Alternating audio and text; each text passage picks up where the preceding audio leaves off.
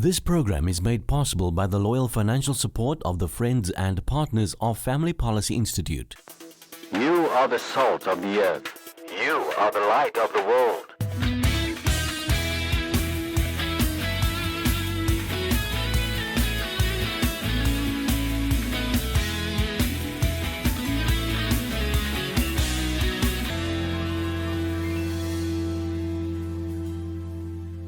Great privilege to have Charlyn Davids in the studio tonight to talk about her new album, You Know Me. Yes.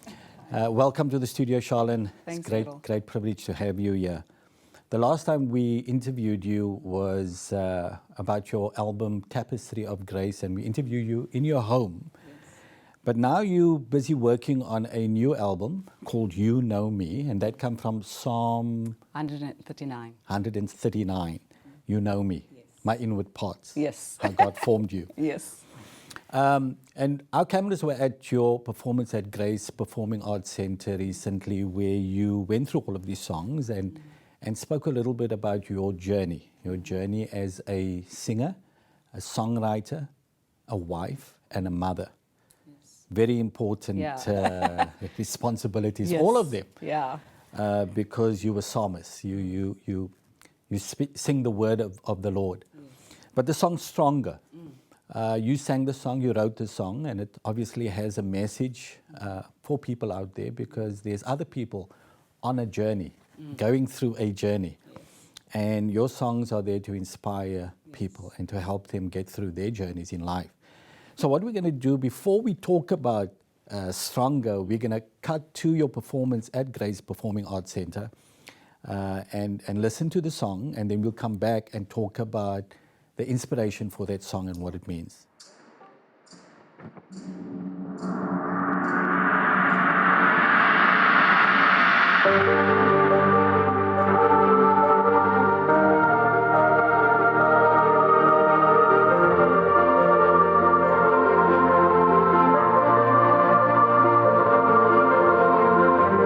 You may feel defeated, have no will to stand up,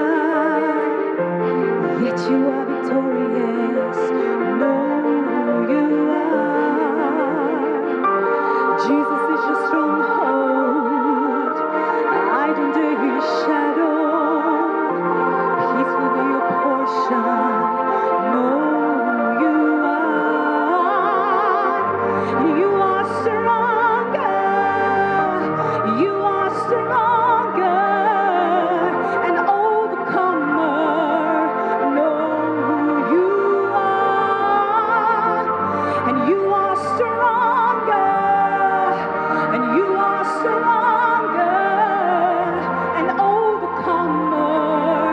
No, you are. Armies rise against you. No one is your keeper. He will never leave you. Rest in his love.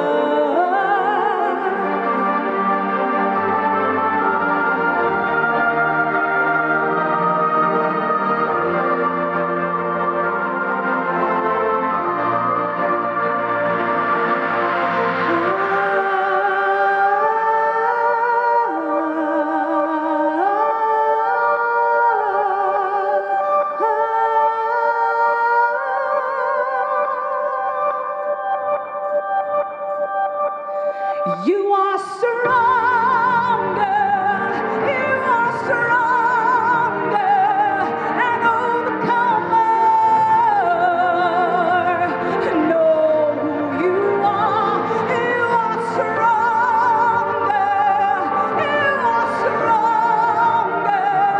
an overcomer. No, you are stronger.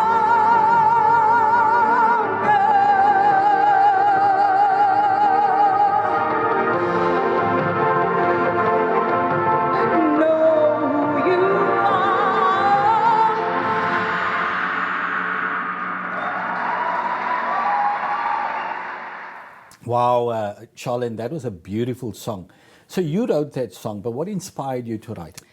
Well, Errol, as you say, all of us go through stuff. Life happens to the best of us. Yes, it does. And everybody's journey or everybody's trial is just packaged differently. And my family is currently in a trial. We are going through something. And this is the Lord's way of just inspiring me. And one day I was really at my lowest. Because you have questions, you want to know, why you in it? Why us? Why me, Lord? Why me, Lord?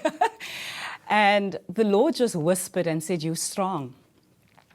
Greater is he that is in me than he that is in the world. Amen. And you are stronger, Charlyn. You can do this. And I'm with you in the storm.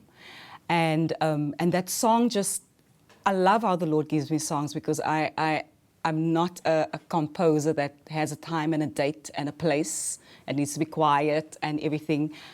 It drops it in my spirit. The music, the drama, the style of the song, everything. And this was such a powerful song, you know. I can't even remember the words now. You got blank. Yeah, I got blank. But just an encouragement in that moment that you are strong. I am with you in the storm. So be conscious of who you are in me. But Charlyn, you're so right. Every Christian, never mind who we are, we go through trials. Yes. And the Bible promises us that. It tells us that, you know, we will face various trials. But God is going through those trials with us. That's the one assurance we have. But this is a story of your journey. And so you going through a trial with your family. And we know that God is with you. Yes. You've written other songs. You Lift Me Up and Stand. Now, all of these songs have a particular message. Yeah. So we're going to cut to the song You Lift Me Up, also performed at the Grace Performing Arts Center. And we're going to listen to that and come back and you can talk us through that. Yes.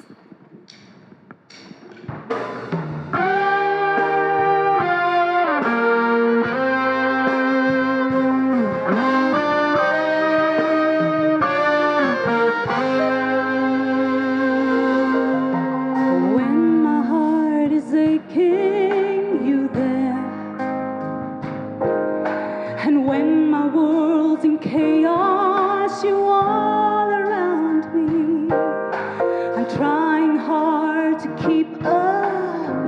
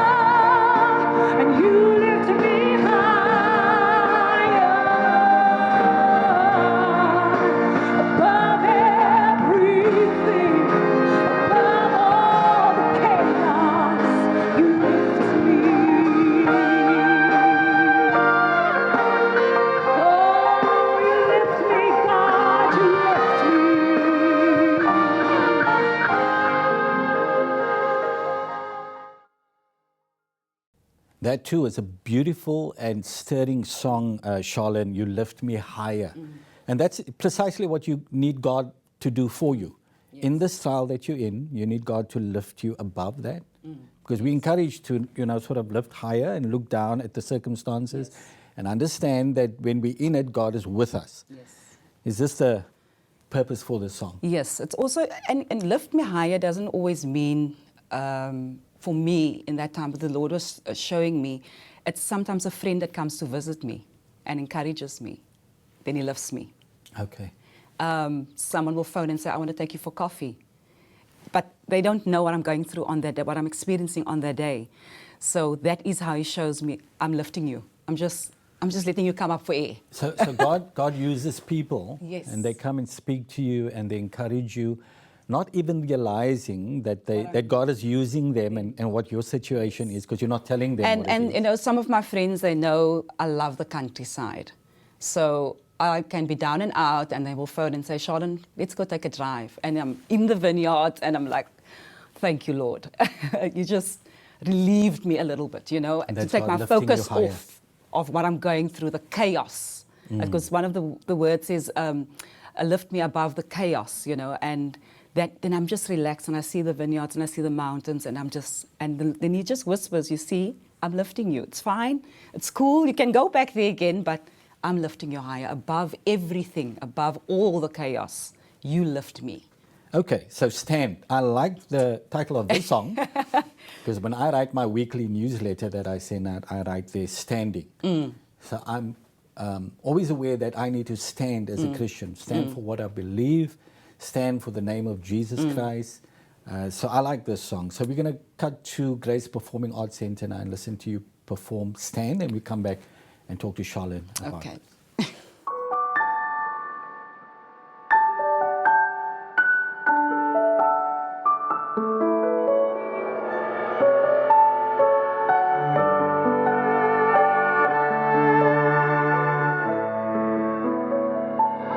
The storm is raging, winds are blowing. I see you there. You're calling me to stand. People talking, their words are crushing. I see you there. You're calling me to stand. And I'll stand even when the storm is fierce. I'll stand even when my heart grows weak. I'll stand. Jesus, you make me stand. And I'll stand even when the storm is fierce. I'll stand even when my heart grows weak. I'll stand. Jesus, you make me stand. You remind me you were broken. I see you there. You're calling me to stand. My Redeemer, you're my defender. I see you there. You're calling me to stand. And I'll stand even when the storm is fierce. I'll stand even when my heart grows weak. I'll stand. Jesus, you make me stand. And I'll stand even when the storm is fierce. I'll stand even when my heart grows weak. I'll stand.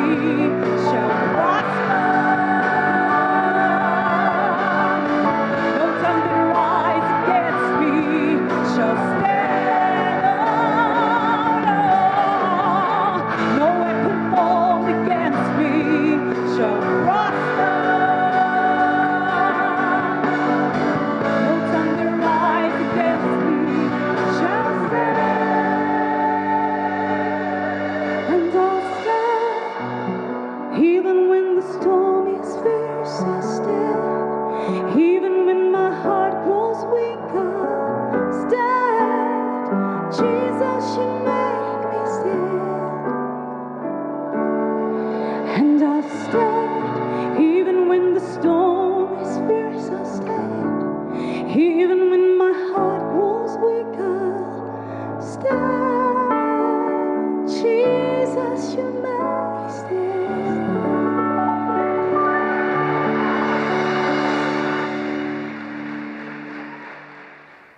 Wonderful song. All of Thank it you. is, and I'm particularly impressed with the choir that back you. Who are they? They're the South African Youth Choir, and it was Rian produces and records all my music, and his dream was to have 100-piece youth choir to back me on all my songs, and a 70, because they own a 70-piece orchestra, but we only had 4 the night. So that dream will still come true. So we had the South African Youth Choir at the production. Ofcorp Media directed and produced the Stronger production, and that song is Stand is one of my favorite songs. It's Why? Wow.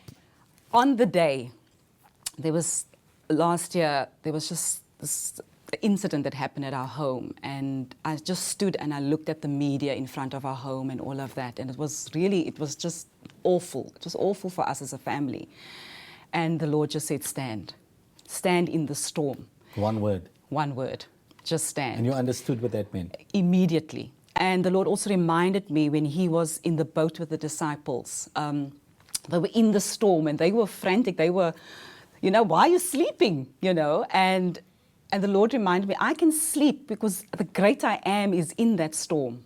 That's right. So go sleep as well. Rest. absolutely. If you're going to jump ship, you are going to have to fight the storm on your own. But while he is in that boat, he is your provision, he's your protection, he is everything. Everything you need. He is your peace. Just relax and go through the Ephesians storm. 6:13. Yes. Having done all to stand. Just to stand, yeah. Therefore. So it's one of the powerful songs, and I enjoyed the South African Youth Choir singing. I mean, they were like phenomenal, just backing me on most of the new songs that I sang on the evening. So it was really a dream come true. So this is an album in the making. And You Know Me is the name of the album, but Stronger, You Lift Me Up, Stand is all going to be on that. Yes. Obviously, there's going to be other songs. Yes, I've recorded 7. I think on the night I sang 5 songs, 5 new songs. So I'm halfway. Okay. I've got another 7 to go. So Charlyn, we're looking forward to the completed album, You Know Me. I'm also looking forward to it. Once it's released, we're going to get you back into the studio. Yes, that will be nice. But we bless you, we pray for you. Thank you. Through this trial, God is with you. Yes. He's giving you good music to help and inspire others, and we pray that you go from strength to strength. And we'll see you soon at the Salt and Light to talk about the album when it's completed. Thank So you. thanks for coming into the studio. Thanks for having me.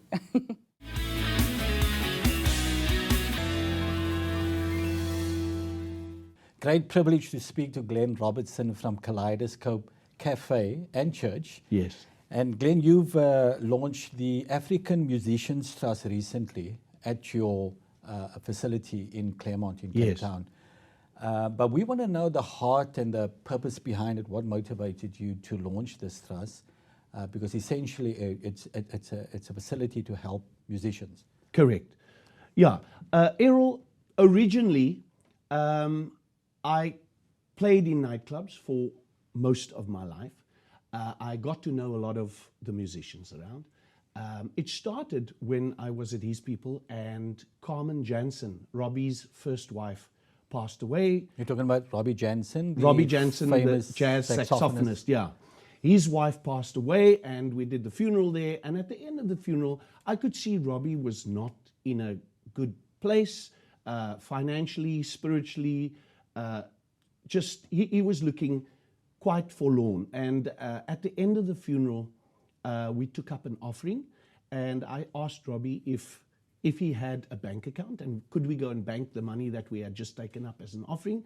And at the age of 55, Robbie did not have a bank account. Wow. And that disturbed me greatly, because I thought, if this is the great Robbie Jansen, who has played with Abdullah Ibrahim and Basil Manan Bakutsi and all of these guys, why should he not? And then he proceeded to explain why and how things operated and all of that. So that was the start of a walk with him. And slowly but surely, there was a discipleship process that went on, and Robbie and I walked together for about 7 years.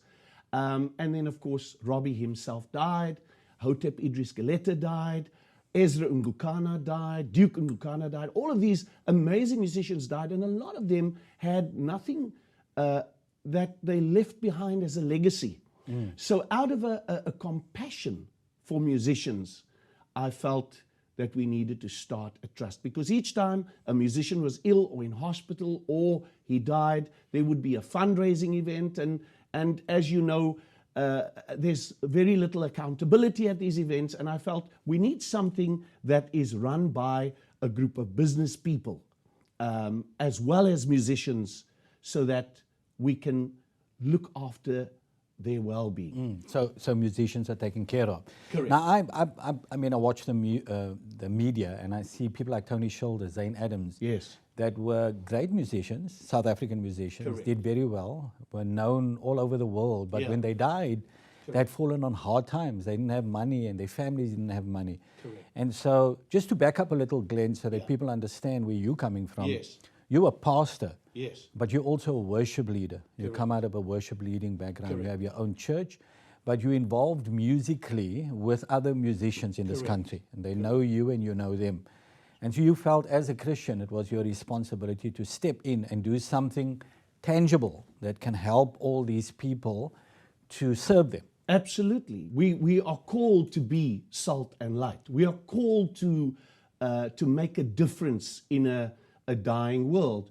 And it was out of that Christian compassion that we do what we do. That's why the African Musicians Trust was birthed. That's why we have done so many other things for various other musicians as well. So how does the African Musicians Trust work? How do you get money into it, and how then do you administer that to help people when they're in need, musicians especially? Well, Ros Dantu, who is co-founder of the trust, introduced me to Jose Delgado, who is a trust attorney based in Claremont in Cape Town.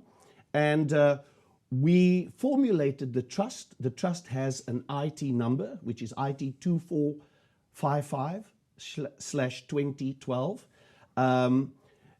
It's there. We have a board of trustees. We have got a wonderful group of some of the people that you know is Gary Van Dyke is on the board of trustees, Don Vino Prince, Ryland Fisher, Butch Rice, who is the guy behind the Delft Big Band with Ian Smith, Nerden Cross, who is the General Manager of CCFM. CCFM, and Jared Ricketts, Alan Heyman. So they're different guys from different spheres of life that bring a quality and an integrity to the African Musicians Trust. So it's not just something that is run by me, but there's a board of trustees and there's an accountability. So there's a financial accountability as well. And I have the name of our auditor, Christopher Orhansi. He's our specific auditor for the trust. And we want to be above board. We want to be, everything has to be done correctly so that that's why it's called a trust. People need to trust what's Integrity with a thing like this Correct. is very important. Correct, yeah. So Glenn, how do you get money into that trust? Well, we have obviously a board of trustees, people involved in the trust, Don Vino Prince, Ryland Fisher, Miles October, Butch Rice, business people as well as musicians. There is an accountability, and we have banking details, and we also have an email address. People can then contact us through the email address. If they want to know anything more about the trust, we're happy to meet with them, talk to them. If they're wanting to find out anything about the African Musicians Trust, we're available. So would musicians then that are doing well, they would put money into this. They will contribute to the trust. Business people that have that love the musicians and the work they're doing, would love to contribute to this trust, so that if anybody's in dire straits, like what happened to Robbie Jansen and others. And Hilton Schilder right now. Exactly, that there will be money to support and help these people. Correct. And will be administered by the people you just mentioned. Correct. So what is that email address so we can put it on the screen? let me just get you, it's info@africanmusicianstrust.org.za. Okay, info@africanmusicianstrust.org.za. We'll put that on the screen. And they can contact Glenn Robertson at Kaleidoscope, who is the visionary leader behind the African Musicians Trust, along with the other people he mentioned. Yeah. And it's a noble effort and initiative, I believe, to help people. South Africa produces so many great musicians and artists, and it's sad, Glenn, to see them end up the way they do. Absolutely. After serving the community for so many years. Yeah.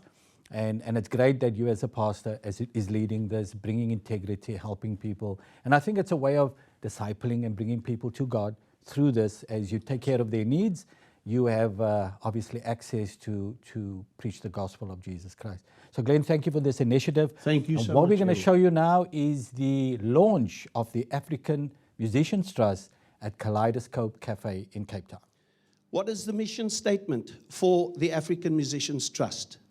The African Musicians Trust exists to engage, which we are doing tonight, equip, support, through your help, through Jazz Yard Academy, through Camillo Lombard CMI, through various other organizations, including UCT, College of Music, guide and educate South African musicians and offer services to them to empower their careers through providing a platform for marketing, public relations, events management, training, and networking. We also want to provide a medical aid and a provident fund for musicians to enable them in their latter years to live with dignity. And we're going to be talking a little bit more about the funeral benefit that we have. The African Musicians Trust aims to provide benefits for musicians comprising a pension or retirement fund. Now, as I said to you, this is a long-term vision, and this is not going to happen overnight. We've got our very first product that we are going to be sharing with you tonight. You might find it wonderful. You might think, hey, I've got my own funeral benefits, etc., etc. But what we're trying to do is to stand in the gap for our musicians. Okay, and so a pension or retirement fund, medical aid and or financial assistance for medical needs. Sammy Weber is going to share a little bit about his predicament and how the trust has assisted him. Funeral cover benefits, as well as to provide financial assistance to career musicians who are struggling to make ends meet while facing illness, disability, or age-related problems. And I've got Sammy's name down at the bottom. He's going to share a little bit later. To promote and implement music tutoring to primary and high schools, and also to adult musicians who were previously disadvantaged and who did not have an opportunity to study at tertiary institutions, i.e. myself. Our vision is to collaborate, to support, and to assist with funding of other music organizations and music development groups. Example, the Delft Big Band, the Little Giants, George Werner, Cape Music Institute, Metro Big Band, the Milton Academy Big Band, who come over from overseas at one of the last gigs. For those of you who know what a big band score costs, it's like 700 to 800 Rand for a proper score if you're buying it.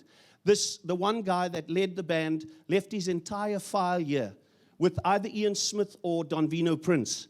And these are the kinds of things, the exchanges that I think can happen. And of course, the Roderick Connolly Big Band as well. To assist musicians to leave a healthy heritage and a legacy of the works that they have accomplished during their lifetime. We want to provide empowerment skills to musicians through seminars, through workshops, through music schools, through master classes, to assist and to enable musicians to record, to reproduce, to produce, and to host launches of their own CD projects, and to ensure protection of their copywriting of their lyrics and their music. To assist and to enable musicians to record. I read that. Some of the things that we have already done here, under the auspices of either Mountain Arts Promotions, which is a separate company, with Tony Drake, Lightway Productions. There's 11 or 12 CDs and 2 DVDs that we've done here. Sipokazi Jonas has done a recording here. I believe she's just releasing her DVD as well. Okay, to promote and to facilitate an international exchange program with other countries for individual musicians and bands. We've had P.P. Arnold come out here. Amazing concert at His People, and we ran 3 concerts here at Kaleidoscope. We've had Efrain Toro come out here. He's a Puerto Rican percussionist, drummer, to offer membership to become part of a retirement annuity, a funeral fund, a medical aid, etc., etc. I don't want to repeat. To offer legal representation and advice where necessary. To provide a facility where musicians who are able to pay a membership fee to belong to the African Musicians Trust, and to assist musicians who are not in a position to become members of this trust.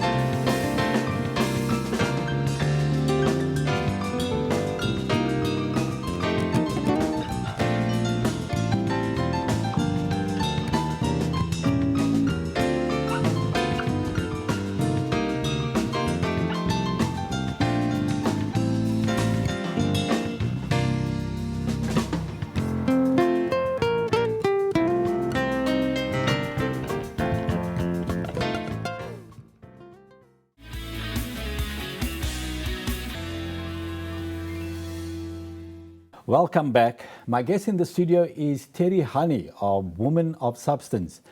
Welcome to the program. It's a great privilege to speak to you about the great work you're doing through Woman of Substance. But a lot of our viewers don't know about the work you're doing, so maybe you can just explain the heart and the vision of Woman of Substance. Thank you, Errol. Woman of Substance is basically, it started out with just me counseling people, because people came to me with their brokenness and wanting some answers, and when I realized the journey that I've been on and how broken I was, and there was no one for me to run to, I had no one to talk to. Eventually, when I came to a church where I found the Lord and I got my healing and restoration through Bible school, through the teachings and all of that. And in this journey of seeking for my passion and my purpose, the Lord spoke to me about ministering to women specifically. And that's how it really started, And since then, it's just been roller coasting, it's been flourishing everywhere we went. People are coming in because they want that, they have that need to be restored and that they can speak to someone. So we've sort of opened a platform through Women of Substance for this. So women, when they're going through a storm, when they're going through a trying time, they need to speak to other women. Correct. Because women understand the needs and of other women. And so are you saying that there aren't many ministries that sort of minister to women that are in sort of destitute, broken places? No, some churches actually don't have women ministries at all. It's just a church, and they have kids' church and ministry for couples maybe, but not specifically at women. In fact, there's also the need for the pastors, the female pastors and the pastors' wives. And this is the thing that has been growing, because there's no support in the churches as such. Organizations, women's ministries were birthed to fill this gap and to sort of meet the need of this that people have. So that is clearly what I see, So Women of Substance, you have an organization. When women are hurting, when women are broken, they can come to somebody that can walk with them, Yes. counsel them, give them the support they need. Is that primarily what you're doing? Yes, we give them the support. In fact, this past week, Errol, we had 5 families, women who have called. They're destitute. Their husbands have left them for other women. They have no food in their homes. Their children are in a tears. They don't know which way to turn. Brokenness. There's such brokenness, especially now, and it's becoming more and more of a problem. So I'm saying this has got to stop.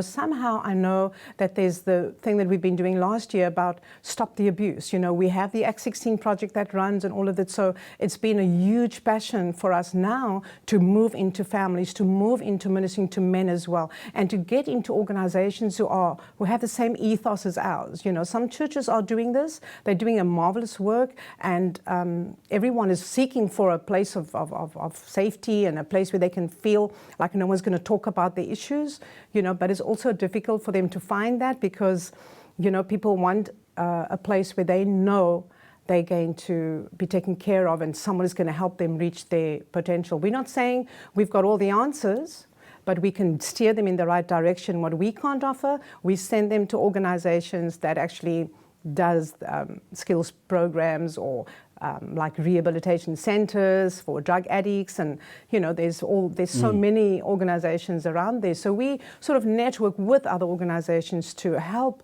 people get to that place of wholeness. That's wonderful. You don't have all the answers, but you do know somebody that Who does. does, yes. We all know somebody who does Yes, have all the who answers. does. And that's basically what you're doing. What we're doing is pointing people in the direction of the person that can help, the Savior. one that can help, Jesus Christ. We see that, with all the people I speak to on this program and in the work we do, Victory Outreach Ministries, we had ex-prostitutes, ex-pimps, people that were broken, that were in the darkest places of society, and yet God reached out to them and changed their lives. But Terry, what it basically comes back down to always is these institutions, marriage and family. And when marriages are failing and when families are failing, our entire society fails. And that's what we're seeing in our society today, and what you're dealing with, addressing, is marriage breakdown, family breakdown. And you have all these women, broken women, hurt, needing help, needing support. And family breakdown is a huge thing in South Africa, and the impact and consequences of it is huge and widespread. But basically that's what you're doing, is you helping to restore marriages. You're helping women to be better wives and mothers and people that may come from a broken background, that never had that kind of support and that input. That's what you're doing in Women of Substance. Yes, we do. They want someone to walk with, someone that can pick them up and say, listen, you can do this. You know, they want some affirmation, some security, knowing that they're not going to die in their situation, that they're not going to lie in that hole that they find themselves in, you know, and for us to reach a hand down there and help them up. You know, this is the journey. We have that close relationship mentoring. We coach them. We put them on a skills training, and we help them through various workshops. This is why we do conferences, seminars, workshops, and network with NGOs that actually also impart the same thing into their lives. You know, but directly leaning completely on the Holy Spirit and on God, you know, for their healing. You know, we can't do it. We're just the vessels, you know. So whoever is available in the organization, we will direct them to the people. But you operate here in the Western Cape, and is it your experience that abuse of women is widespread? It's worldwide.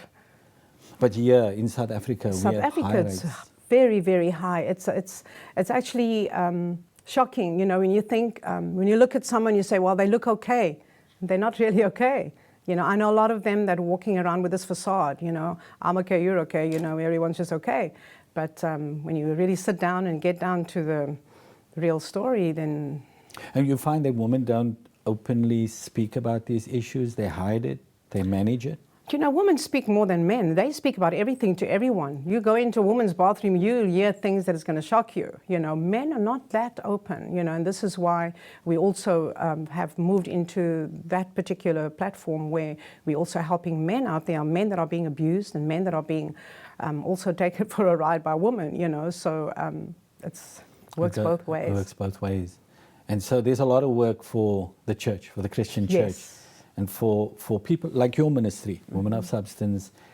There's so many good ministries doing good work, focusing on this. We had Isiseko Family Institute in the studio a couple of weeks ago. And they also, they understand that marriage is such a vital institution for the health and prosperity of society. And they put all of their focus on counseling men and women to understand the biblical foundation and principles of marriage and family. And they say that when people understand that marriage is from God, and family is from God, and we operate those institutions according to God's mandate and God's will and principles, that we have, you know, successful marriages and families. But a lot of people don't understand that, and a lot of people are not helped with that.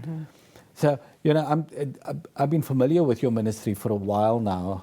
We've recorded some of your women's conferences, and we see that it's been a great success, and the kind of people you have there, the fellowship, one woman with the other, it's really a blessing, and it's what women needs. Now you're doing a conference, and we're going to be partnering with you for your, is it the 3rd or 4th annual conference? Our 6th. Our 6th? Okay, the 6th Women of Substance annual conference at Retanga Junction on the 20th of August, 2016.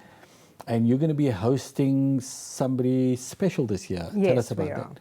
It's Cynthia Garrett. She runs the London session. She hosts the London sessions. She's coming down. In fact, she's very excited, and she can't wait to impart into the woman in South Africa. It's her first journey to South Africa.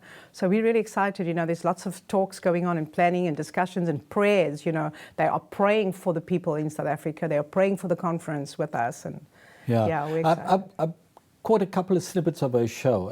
I know it's on TBN in Africa. Saturdays at 6. Saturdays at 6. London sessions with Cynthia Garrett. And she talks into the issues of women. She gives women advice, and she also comes from a particular background to be able to speak into this area, and she's quite good at what she does. And as you say, she's very interested in what's happening in South Africa. So we're going to host in our studio, we're going to host a session with a studio audience of women, yourself, Cynthia Garrett, and maybe my wife, Harleen, to talk about the issues here in South Africa that challenges that women are facing. And I think it's going to be a great opportunity for Cynthia to get a feel of what's happening in South Africa and bring some of the experience she has from the UK. But this conference, what is it called? It's titled Undeniable Destiny and Favor. Undeniable Destiny and Favor. This is what we get from God. Yes. Destiny, favor, all of those things, and it's undeniable because God's promised it to us. And it's, as I said, it's going to be on the 20th of August at the Rutanga Junction. Yes. That's in Century City. And it's going to be a sit-down affair, lunch, and you're going to have some great speakers there. Now, this year you're doing a breakout session and you've asked me to speak to the men. Why are you doing it that way this year? In fact, we're not doing a breakout session any longer. We're doing it as part of the conference. Okay. You know, you're going to have your own session addressing the entire audience. Because we feel that even if you are speaking to men, the women need to hear what the issues are that the men need to, Exactly. you know, and it's important, you know, and they also will be encouraged by that because a lot of them may not be married, but they may have a boyfriend, but they would know how to deal with a man, you know, that kind of thing. And it's very important because I don't think we must separate the conference in that sense because the information is relevant to both parties. Because usually what I do, I challenge men. That's my ministry. That's what God's called me to do, is I challenge men to be the prophet and the priest and the king in their home. Yes. And to love their wives as Christ loves the church.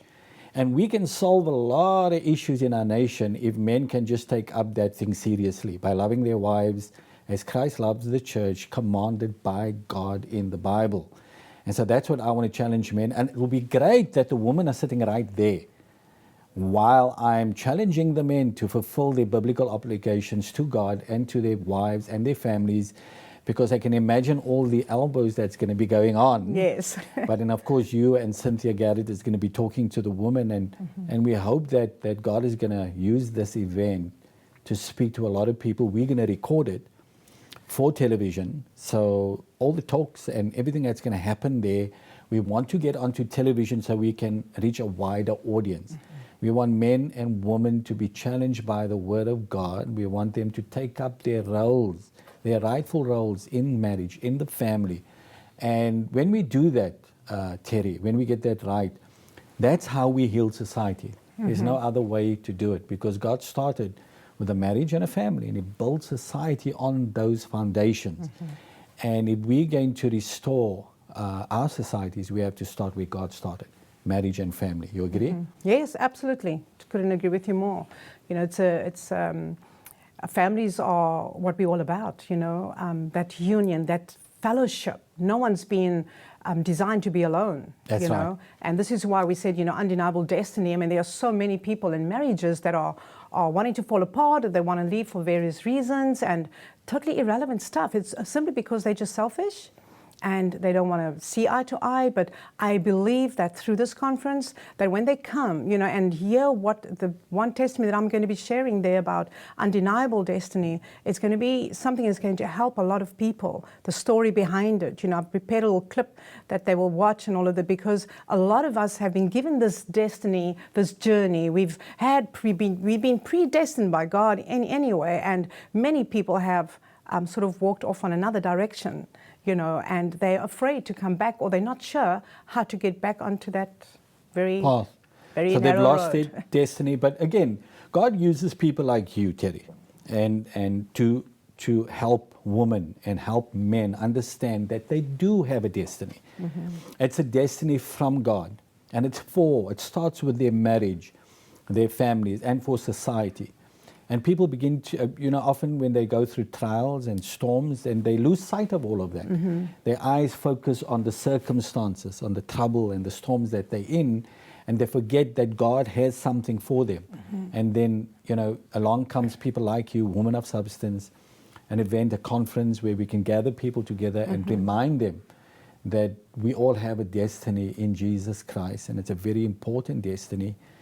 We just got to be aware of that, and that we need to follow their destiny and hear from God. Yes. And get the basics right. So I'm very excited about the conference, the Undeniable Destiny Conference at Ratanga Junction. What's the name of the place in Ratanga? It's called Bridgeways. Bridgeway. So it's a conference venue. It's a conference venue, and there'll be lots of treats for the guests when they arrive, you know, special spoils and booths and, you know, the regular thing we like to spoil everyone. Everybody. It's going to be a wonderful event. Yeah. And then, of course, I'll be speaking, Cynthia Garrett, yourself, and there's lots of other things, exciting things happening. I actually want to encourage, you know, Errol, encourage couples to come.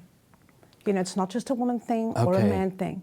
Really encourage couples, you know, and I want to say to the couples that are listening even, or you may be away from your partner maybe for a reason, you know, for whatever reason it may be, just make a call. Say, listen, I've booked us 2 tickets, let's go. Yes. And you will not be sorry, because there's going to be something in there for each and every one. Yeah. You know, I believe that the family at this particular conference is mostly where we're driving toward, because God called you together as a unit. You know, He predestined that marriage. That's you know, right. He brought you together, uniquely made, formed, and created, and predestined by Him.